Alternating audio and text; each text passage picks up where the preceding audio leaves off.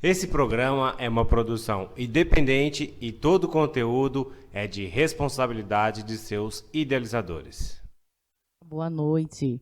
Estamos novamente com o programa Transformando a Educação na Web TV Play. Para que eles se sintam parte da escola. Um trabalho técnico, um trabalho sério, comprometido, a gente pode sim ter ótimos resultados.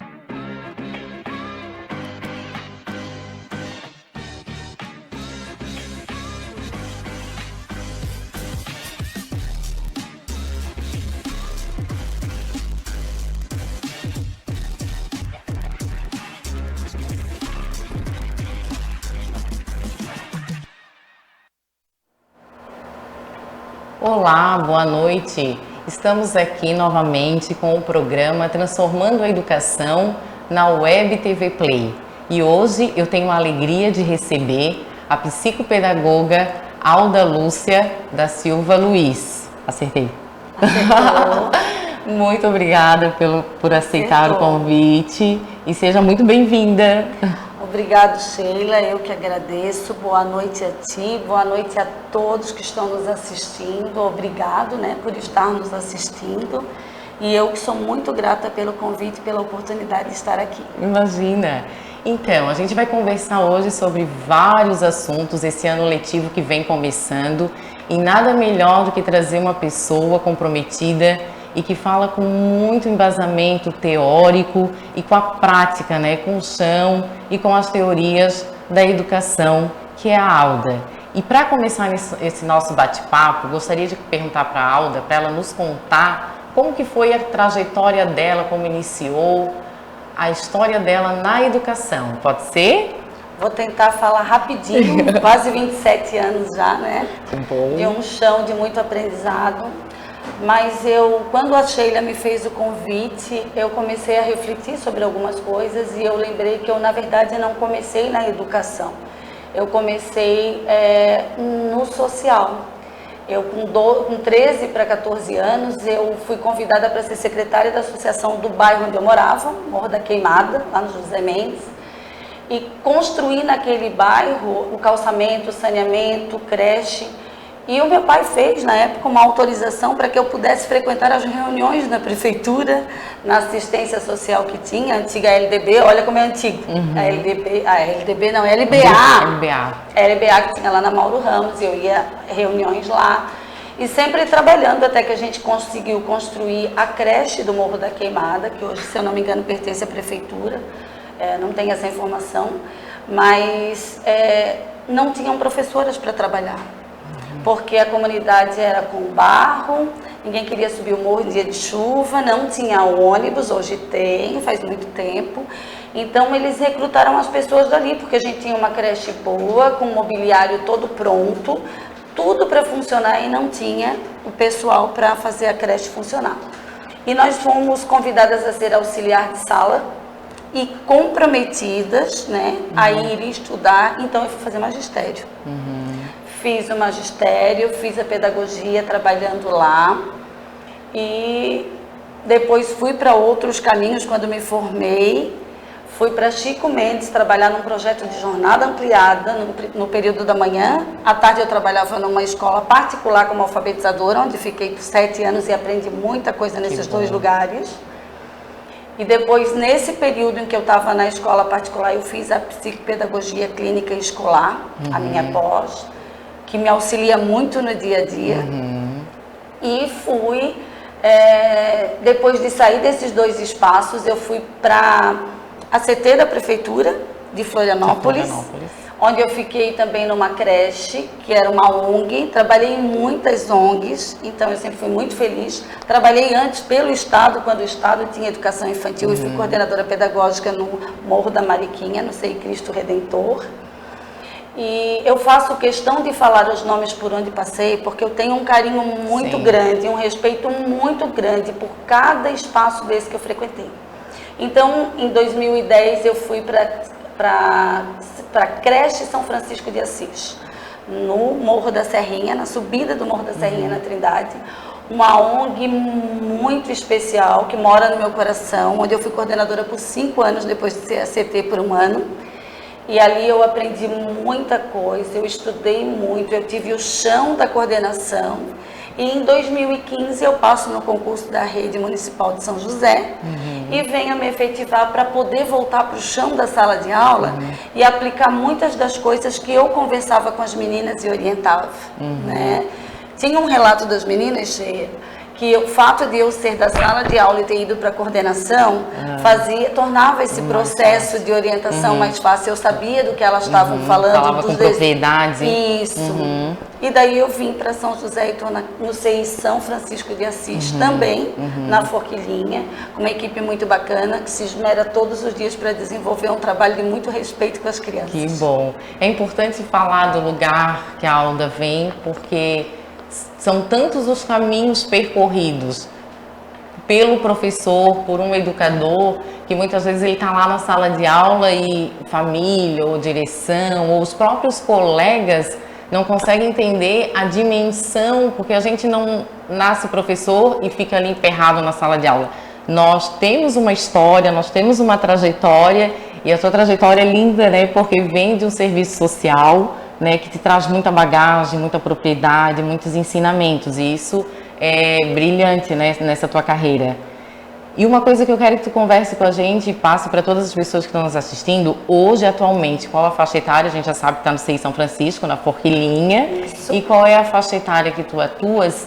E como se deu, como acontece, a gente sabe que tu respeitas bastante os direitos da criança na tua prática pedagógica. Como se dá na faixa etária que tu atendes essa prática? Então, eu esse ano estou, o ano passado e esse ano com o grupo 5, né? O ano passado era um grupo 5 misto 6, onde tinham 3 crianças autistas, esse ano eu tenho uma, né? E eu tento trazer, eu realmente tenho me debruçado muito em cima dessa questão de ler muito a respeito do direito da criança, da escuta da criança, né? E de trazer isso para a sala de aula, né?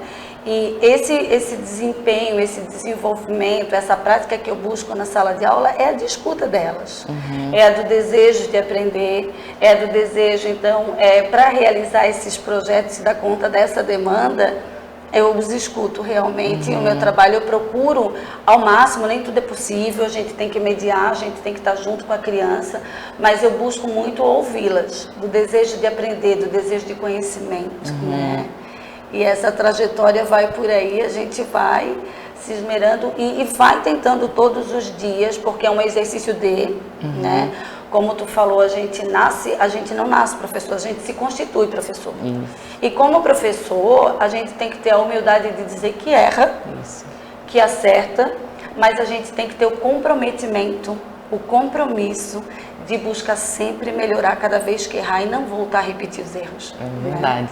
Né? Quando ela fala dessa questão da escuta, ela fala com muita propriedade, porque tem até uma foto que eu gostaria de pedir para o Luiz colocar, que é a escuta do projeto que ela realizou, onde ela ouviu as crianças falar sobre uma história de pirata.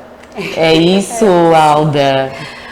Esse processo de escuta, ele é muito rico, porque a gente como professor, todos os professores de educação infantil, né? Agora a gente está nessa época de acolhida das crianças, o que é uma época de muita sensibilidade, as famílias vêm inseguras, as crianças vêm inseguras, e a gente tem que acolher. Nós, professoras, a gente tem que admitir que fica insegura, não sabe qual grupo, como que o grupo vai se comportar, então a gente também vem para essa acolhida cheia de expectativa, né? E nesse ano, que foi o ano de 2018, a gente observou durante as acolhidas, antes do projeto, para ver o desejo das crianças, e eles falavam muito da questão de gênero. Menina não dirige, menino não cozinha. E daí a gente achou, olha, vamos por aí, vamos trabalhar com histórias de príncipes, princesas, mas vamos procurar literaturas diferentes e dar conta dessa demanda. E aí a gente construiu um baú para trazer os livros. Eu acho que apareceu ali o baú. Isso, o baú foi construído com eles. Ah, tá ali o baú. E daí, o que acontece? Quando a gente trouxe o baú com histórias de príncipes e princesas, não despertou a atenção das crianças. Eles voltaram para uma história de pirata, que eles tinham assistido a um teatro que a prefeitura, no final do ano, deu de presente para eles o Peter Pan. E do Peter Pan virou uma história de pirata e tudo que a gente trazia não tinha sentido. A conversa voltava para o pirata, até que a gente sentou. Eu e a minha parceira, Tatiane Reis, na época, né? Agora ela está de licença, mamãe. Mas acho bem importante, falei em todas as formações de São José, sobre essa parceria. Tem uma foto dela também, eu já chego no pirata, porque ela faz parte disso. Ela tá lá, juntinho lá de blusinha azul. Tem uma outra professora que era a Isa Clara, na época, que era da educação especial. E a gente sentou e olhou, olha, não tem jeito, a conversa, eles não querem saber de príncipe e princesa, eles querem de pirata. E a gente foi pesquisar. Encontrou uma pirata, porque daí eu como mulher disse, como é que eu vou me fantasiar de homem para virar uma fantasia que não vai ser real, porque as crianças vão me reconhecer. Fui pesquisar, encontrei uma pirata muito sanguinária, Anne Born, né, na história mesmo. Mostramos livros de piratas e eu disse, como que eu vou falar dessa pirata? E daí tive a ideia de omitir a parte ruim, transformar, já que a gente na educação infantil tem a riqueza de trabalhar com a ludicidade, com a fantasia, transformei ela numa pirata do bem. Ela se arrependeu do que tinha feito e vinha visitá-los, e vinha trazer assuntos do mar e trazia presente.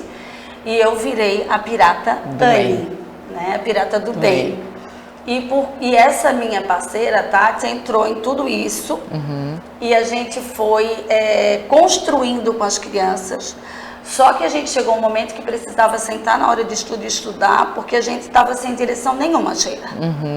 Se é para escutá-los e o desejo é deles, a gente tem que descobrir qual é o desejo. E daí, em determinado momento, eu confesso que a gente ficou insegura.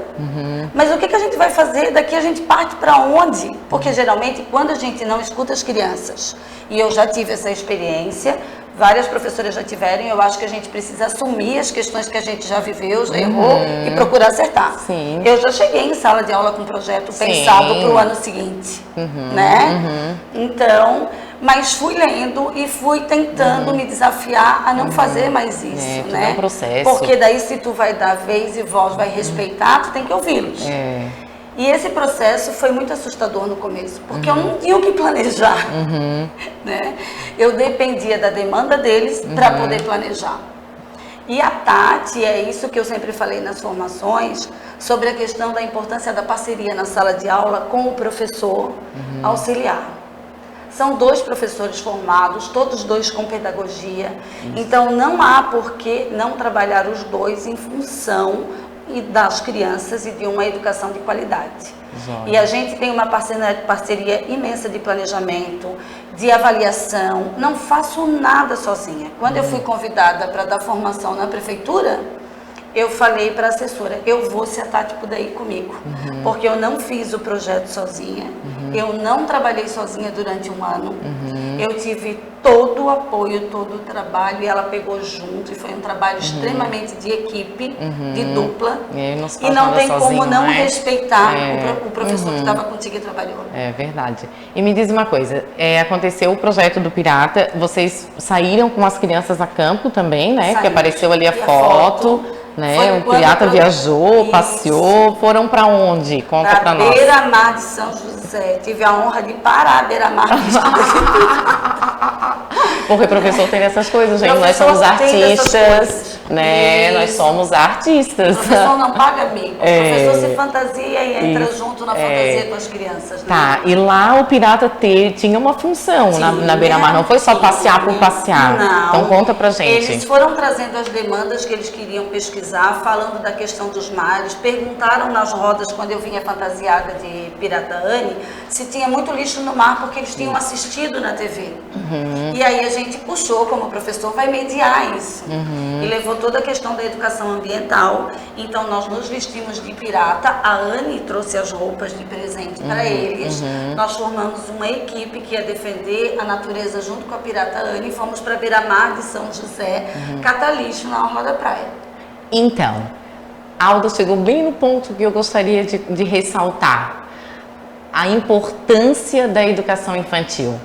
E muitas vezes as pessoas têm uma ideia equivocada, que as crianças estão lá para serem cuidadas. Não, as crianças estão lá para se constituírem enquanto sujeitos de direito. E na educação infantil se fala também da questão ambiental de uma maneira através da ludicidade e da brincadeira. correto? Psicopedagoga. Corretíssimo.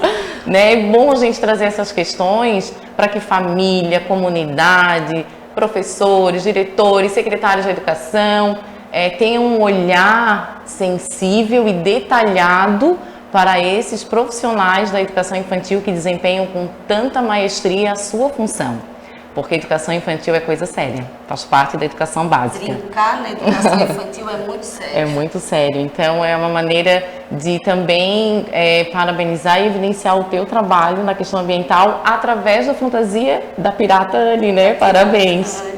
E quero saber um pouquinho, conta para nós como é que se deu a tua ida para a formação de professores, né? Na Casa do Educador, que é uma casa onde tem formação dos professores da Prefeitura Municipal de São José, né, da Secretaria da Educação. Como é que aconteceu isso?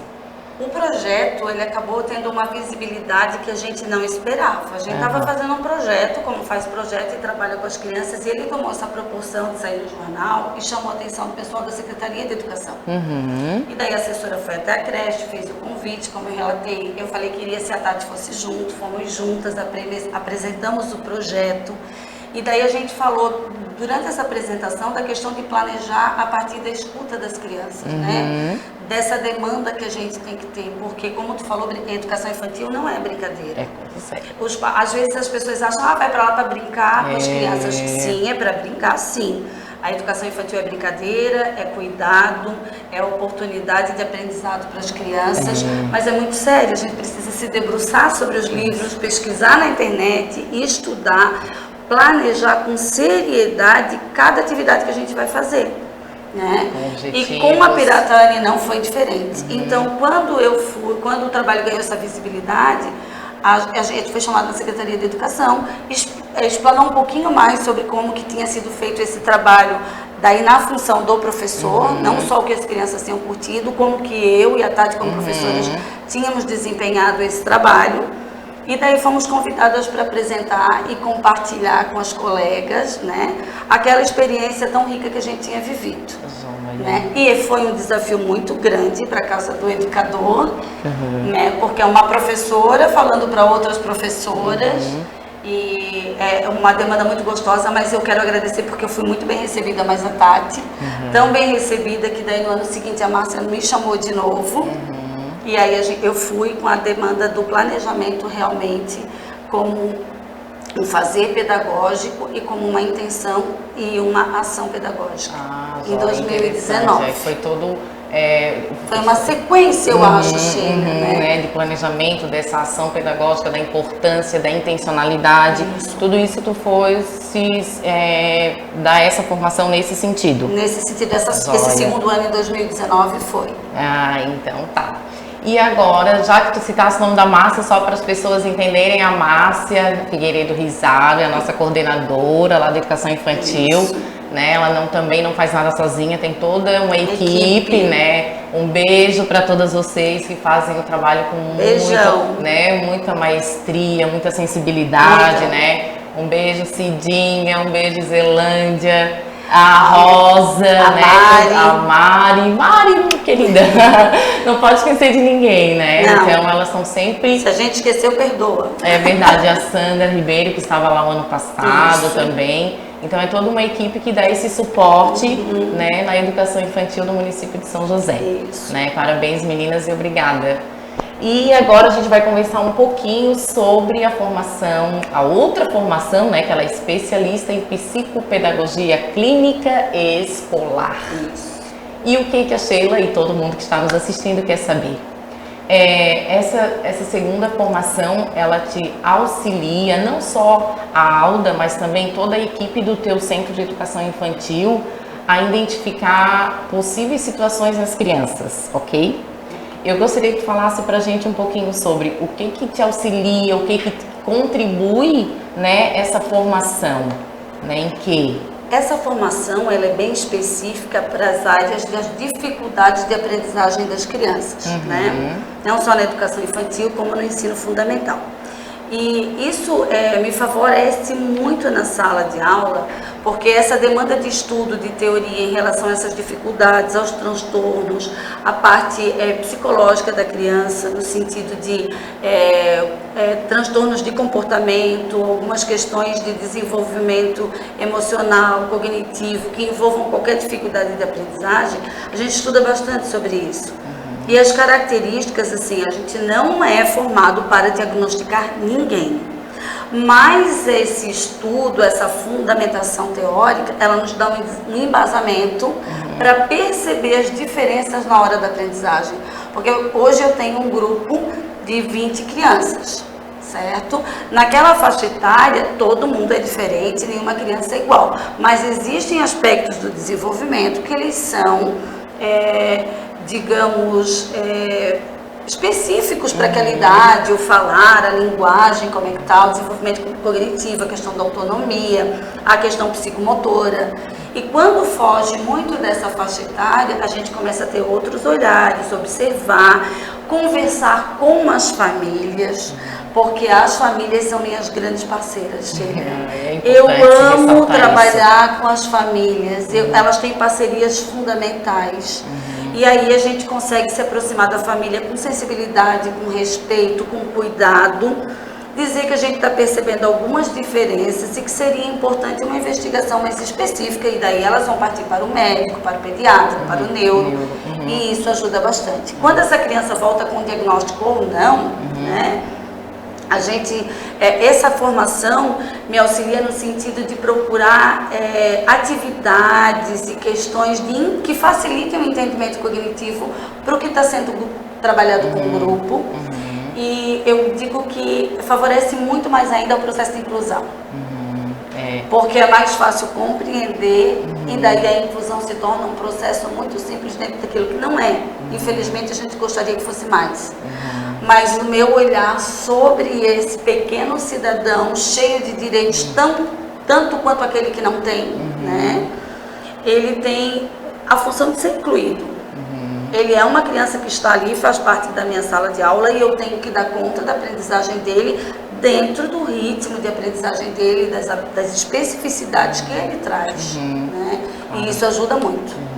E as professoras que trabalham com você, também elas chegam a te chamar para pedir opinião, para dar uma observada nessa criança, se elas percebem que tem alguma limitação ou que o desenvolvimento não está como das outras demais crianças? Sim, às vezes chamam, sim, e é uma questão de companheirismo, né? A gente trabalha juntos, o conhecimento é para ser compartilhado, né? Então, sempre que a gente pode, a gente troca ideia, sim, a gente conversa, a gente olha, a gente vê, às vezes concorda, às vezes discorda, né?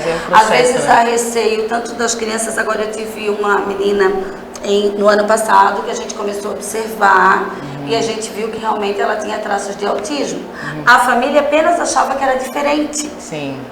Talvez porque foi mais mimada, porque ficou mais perto da avó, porque fica mais com o pai ou a mãe em casa.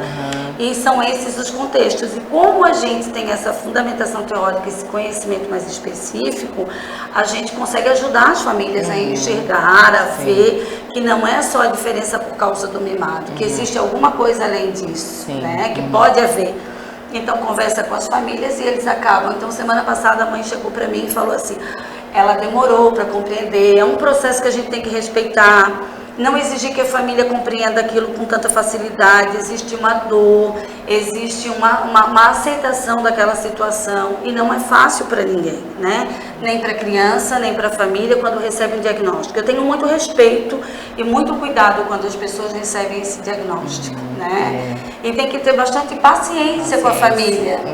Então ela chegou, esse ano a menina recebeu o diagnóstico no ano passado, esse ano ela chegou para mim e disse assim, agora brincando com os primos nas férias é que eu vi, ela é muito diferente. E a mãe falou com dor, porque ela está começando a entender qual vai ser o processo. Eu falei, olha, não tira por isso, porque todos são diferentes. A tua filha é autista, mas ela faz cálculo matemático com uma sabedoria incrível que os outros não fazem. Os outros fazem atividades e têm habilidades que ela não tem. E todos somos assim. Então procura ver cada avanço dela. Não fica te pautando no que ela não consegue. Te foca no que ela consegue fazer, te foca nela estar viva, nela ser feliz, nela ser alegre, nela ser uma criança cheia de possibilidades, porque uma criança com possibilidades é um adulto com futuro, né?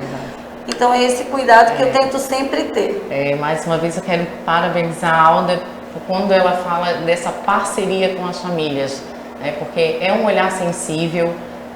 A gente precisa ter muito cuidado, por isso que eu também bato na tecla da comunicação. A nossa comunicação ela precisa ser com excelência, a gente precisa ter um olhar sensível e detalhado para cada criança, para cada família que passa pelas nossas mãos, né? Porque cada um é único.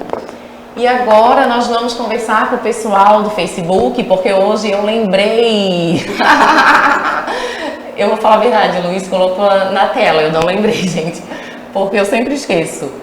Vamos lá, então. A Hilda Nicolau, um beijo, boa noite. Hilda sempre parceira acompanhando. A Ana Cláudia da Silva. Irmã, conhece. A Ana Cláudia, manda um beijo. Beijo, meu amor. A Mana te ama. Ai, a Deia Gonçalves. Prima.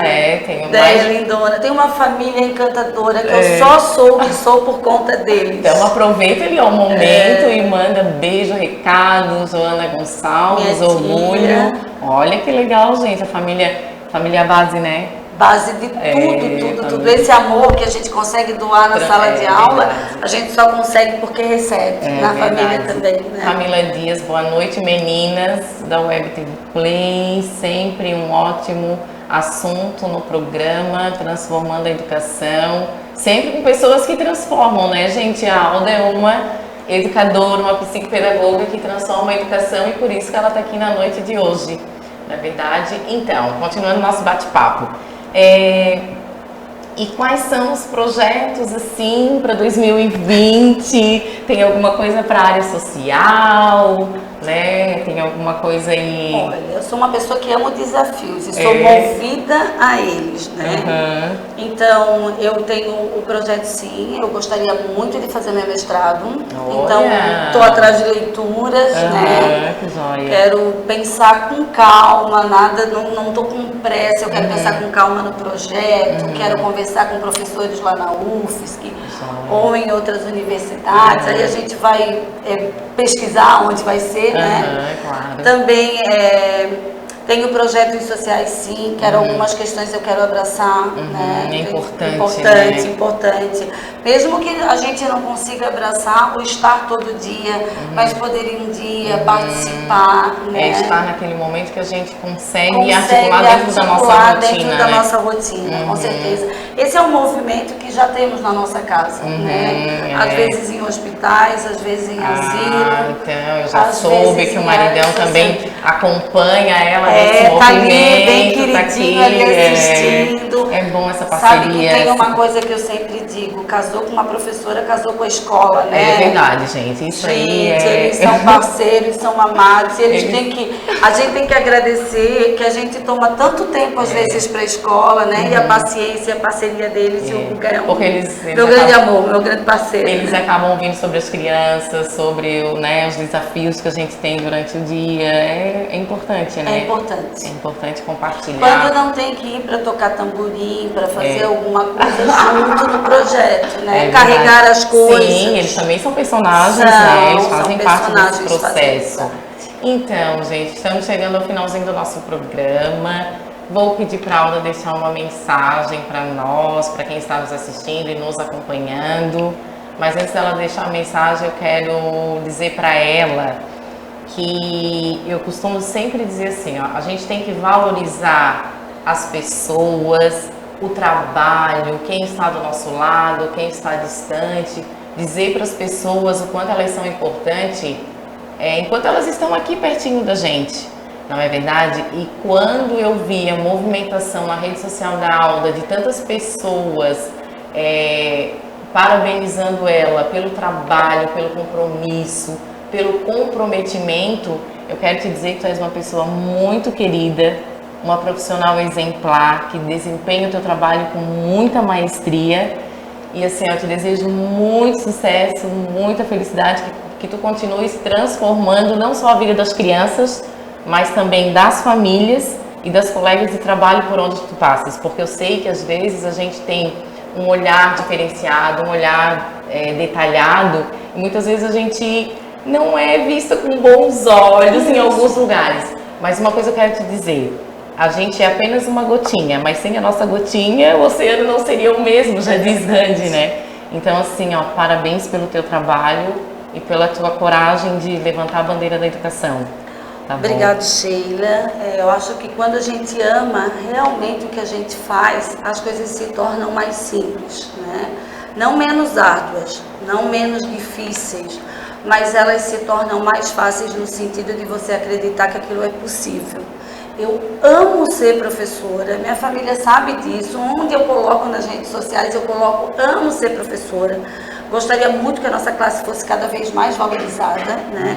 Mas isso não interfere no sentido de não procurar fazer um bom trabalho, porque isso é valorizado aquilo que é bom, né? Então a gente busca.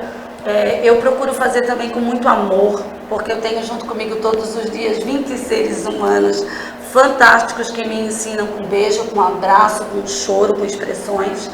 Então eu busco sempre fazer com muito amor. E eu acredito que esse pouquinho que a gente faz é no sentido de transformar. E o teu programa tem tudo a ver com isso. Então eu sou muito, muito grata pela oportunidade e pelo desafio, né? De estar na frente da câmera. Muito desafiador para mim. E dizer que o Paulo Freire tem uma frase que eu gosto muito, né? Que as pessoas não transformam, as pessoas não transformam o mundo. As pessoas são transformadas através da educação, né? E elas sim transformam o mundo. Isso mesmo. Né? A educação sozinha não transforma o mundo. Mas as pessoas educadas e tendo direito e acesso a, elas são possíveis e elas conseguem transformar o mundo. Muito obrigada pelas sábias palavras. Obrigada também. Obrigada. E agora eu gostaria de deixar aqui o meu sentimento, minhas condolências para a família da Eleni Siqueira Fontel, que ontem brutalmente foi assassinada, uma professora. Quero dizer que toda a categoria do magistério da Grande Florianópolis está de luto. Então, assim, para a família, a gente sabe que não tem palavras para expressar a tristeza desse momento, mas que as nossas autoridades tenham um olhar mais sensível, não só para as crianças, mas principalmente para a segurança dos professores, para que outras vidas não sejam retiradas dentro das escolas.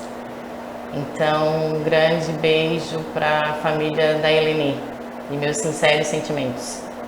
Continuo com a frase do Gandhi, grande mestre, seja você a mudança que você quer ver no mundo. Grande beijo e até o próximo programa.